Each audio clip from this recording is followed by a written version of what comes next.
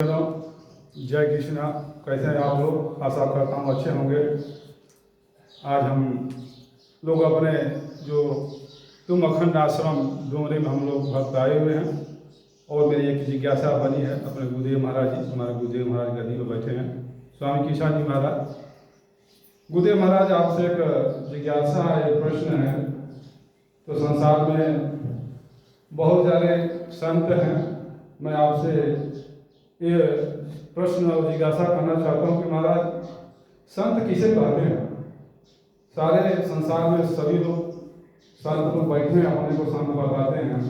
कोई कथा कर रहा है, कोई कुछ कर रहा है, तो अपने अपने को सब लोग संत बताते हैं महाराज।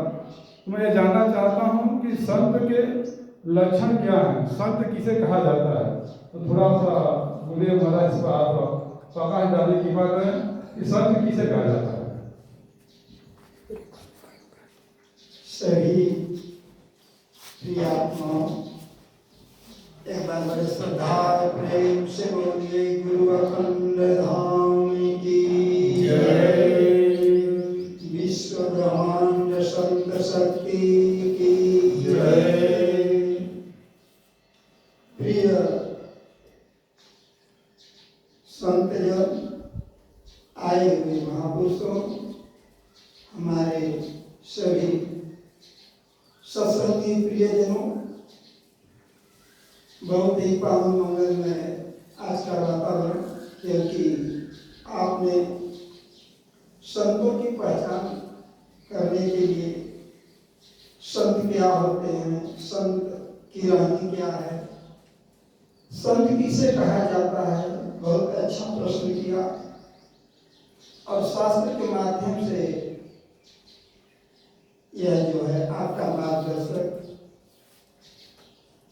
तो मानस में बहुत सुंदर, सरल और सहज में, साहब ने बहुत सरल और सहज में बताया।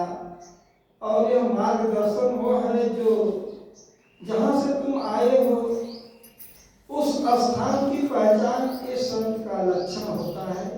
तो इस पर दो शब्द हम ले रहे हैं। भगवान राम जब सबरी जी के यहाँ गए तो उन्होंने मार्गदर्शन में पहला शब्द यही दिया कि संत चरण, यानी यहाँ संत चरण, चरण शब्द जो है यह मूल तत्व है और भक्ति जो है शरणागति है। तो भक्ति के रूप में सबरी जी को दर्शन दिए। प्रथम भक्ति संतन कर संगा, यानी पहली मेरी भक्ति है जो संतों का संग होना चाहिए। तो संत का ही समय क्यों दिया? तो यहाँ जो महापुरुषों के माध्यम से मिला कि संत किसे कहते हैं। तो दया गरीबी बंदगी, संतों के हृदय में हमेशा दया भाव होना चाहिए, गरीबी होना चाहिए। यहाँ धन से नहीं, धन से गरीब नहीं कर रहे हैं, दीनता, सरलता, नम्रता, विनम्रता, सहजता, श्रद्धा, प्रेम, ये जो है बता रहे हैं कि दया, गरीबी, बंदगी, हमेशा अपने को फलदार वृक्ष, यानी जो अपने को हमेशा फलदार वृक्ष जो होता है झुका रहता है, सहजता में रहता है, सरलता में रहता है। तो दया, गरीबी, बंदगी और समताशील स्वभाव, समता, समभाव, सब में अपने इष्ट को देखे, सब में एक परमात्मा के अलावा और दृष्टि कहीं नहीं जाए। समता शील, क्योंकि यही सबसे बड़ा गुण है कि सब उनके अंदर शील रहता है। हमेशा कहते हैं कि जपिया तपिया तो बहुत मिले सृष्टि में, बड़े व्याख्या करने वाले, बड़े वेदांती मिल जाएंगे, कथा कहने वाले मिल जाएंगे, जो आपका प्रश्न है ये बहुत मिलेंगे, लेकिन शीलवंत कोई लाखों में तो है नहीं, करोड़ों में कोई एक। इसलिए इसको बहुत महत्व दिया गया संत के लक्षण को कि जपिया तपिया, यानी ये तो करने वाले, यज्ञ करने वाले, तप करने वाले, तपस्या करने वाले, अपने को निराधार रहने वाले बहुत मिले, लेकिन उनके अंदर सूक्ष्म भाव जो सरलता चाहिए, जो शील चाहिए, वो नहीं मिलता। इसलिए कहते हैं शीलवंत कोई है तो दया, गरीबी, बंदगी, समता, शील, स्वभाव, एक रस, आनंदमय, प्रेममय। आगे जाएगा, इसमें चल जाएगा। तो अब उनके अंदर ये स्वभाव होना चाहिए, समता, शील, स्वभाव, ये तो लक्षण संत के कहे सद्गुरु सद्भाव, सब में वही भाव होना चाहिए। इसलिए भगवान कह रहे हैं कि संत हृदय नवनीत समाना, कहा कबि न पर कहा न जाना। संतों का हृदय नवनीत, अब जानते हैं सभी लोग कि नवनीत यानी मक्खन जैसा, हमेशा